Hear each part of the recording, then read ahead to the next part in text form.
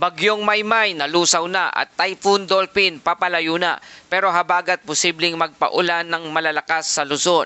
Magdang hapon Pilipinas ngayong araw ng Biyernes, August 7, 2026. Isang malaking pagbabago ang ating babantayan sa panahon.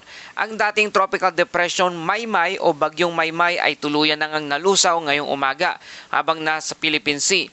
Wala na itong sariling sirkulasyon na patuloy na nakakaapekto sa ating bansa at hindi na rin ito inasahang magdadala ng direktang epekto bilang isang tropical cyclone. Samantala, nakalabas na rin sa ating monitoring domain ang Typhoon Dolphin at nagpapatuloy na sa kanluran patungo sa bahagi ng Okinawa at Ryukyu Island ng Japan. Ito ang mahalagang tanong. Kung wala na ang Bagyong Maymay at papalayo na rin ang Typhoon Dolphin, tapos na ba ang banta ng malalakas na pag-ulan sa ating bansa? Ang sagot ay hindi pa dahil ang malaking players ngayon ay ang southwest monsoon o habagat. At ayon sa rainfall outlook, may mga lugar na maaring makaranas ng 100 hanggang 200 millimeters na buhos ng ulan sa loob lamang ng itinakdang forecast period. Kaya manatili hanggang sa dulo ng ulat na ito dahil isa-isahin natin kung saan ang pinakamalakas ang pag-ulan, gaano katagal ang habagat at alin ang mga lugar na posibleng bahain at bakit kahit wala na ang Bagyong Maymay ay maaari pa ring maging maulan ang maraming bahagi ng Luzon. Para naman maging updated ka lagi sa panahon, i-like, i-share at mag-subscribe lang dito sa ating channel. Mga kababayan, kaninang umaga, ang dating Tropical Depression Maymay ay tuluyan nang nalusaw sa Philippine Sea. Ibig sabihin, hindi na natin ito itinuturing na isang organized tropical cyclone. Wala na rin itong direktang circulation na tulad noong nakarang araw na nagdudulot ng malalakas na hangin at malalakas na pag-ulan at mapanganib na kondisyon sa Northern Luzon. At mahalagang tandaan, wala nang direktang tropical cyclone threat mula sa Bagyong Maymay dito sa ating bansa. Hindi na ito ang pangunahing weather concern ngayong araw. Ang natitirang cloudiness o moisture na konektado sa dating sistema ay hindi na sapat para mapanatili itong isang bagyo.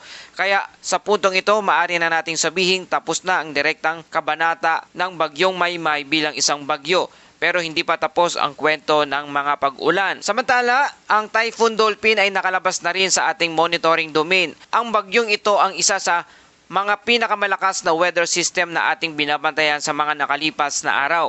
Mula sa malayong bahagi ng Pasipiko, nagpapatuloy ito sa west-northwestward movement bago tumungo sa direksyon ng Japan Island Chain. Sa kasalukuyan, ito ay dumadaan sa paligid ng Ryukyu Island ng Japan kabilang ang direksyon patungo sa Okinawa area. Sa mga susunod na araw, inaasahang magpapatuloy ito patungo sa East China Sea at habang papalapit sa Eastern China, unti-unti ring magbabago ang epekto nito sa ating bansa. Ngunit may isang mahalagang bagay na dapat nating maintindihan.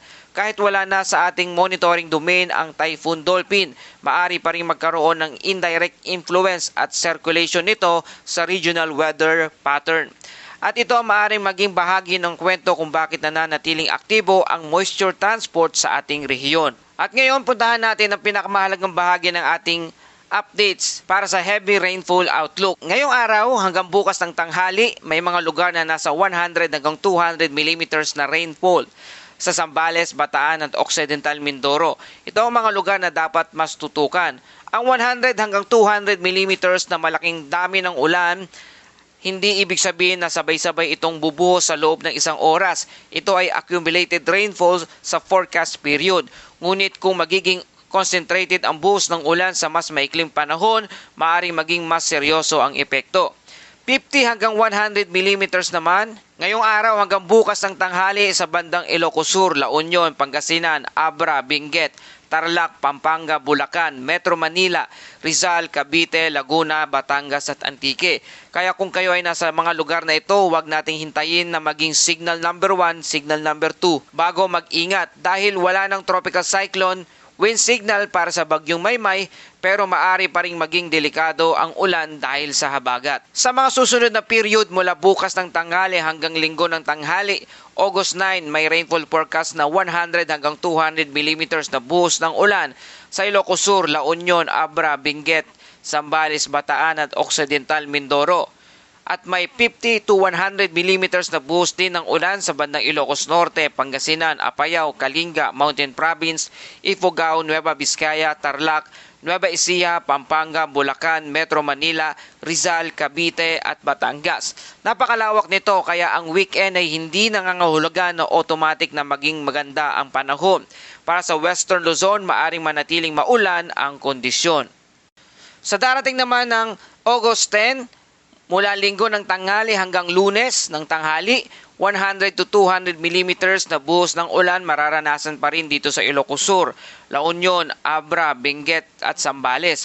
Habang nasa 50 to 100 millimeters naman na buhos ng ulan dito pa rin sa Ilocos Norte, Pangasinan, Apayao, Kalinga, Mountain Province, Ifugao, Nueva Vizcaya, Tarlac, Nueva Ecija, Bataan, Pampanga at Occidental Mindoro.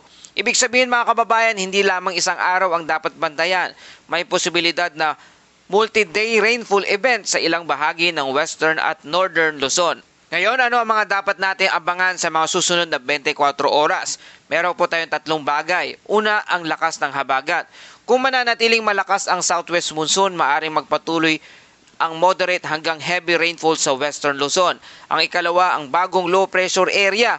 Dahil sa tropical season pa rin, kailangan nating bantayan kung may bagong disturbance na mabubuo sa Philippine Sea o Western Pacific. Hindi natin sinasabing may bagong bagyo na ngayon, pero ito ang isa sa mga bagay na dapat bantayan. Ang ikatlo ay cumulative rainfall. Ito ang maaaring maging pinakamahalaga sa ilang lugar. Kapag paulit-ulit ang ulan sa loob ng ilang araw, tumataas ang saturation ng lupa. At kapag saturated na ang lupa, mas mabilis ang response ng ilog at drainage system. At yan po muna ating quick update sa lagay ng panahon sa araw na ito. Kung nakatulong sa inyo ang balitang ito, please like, share, and subscribe. Salamat sa iyong suporta. Ito ang Pilipinas Weather ngayon na lagi nagpapaalala, mag-ianda, mag-iligtas, mag-alerto, ingat tayong lahat.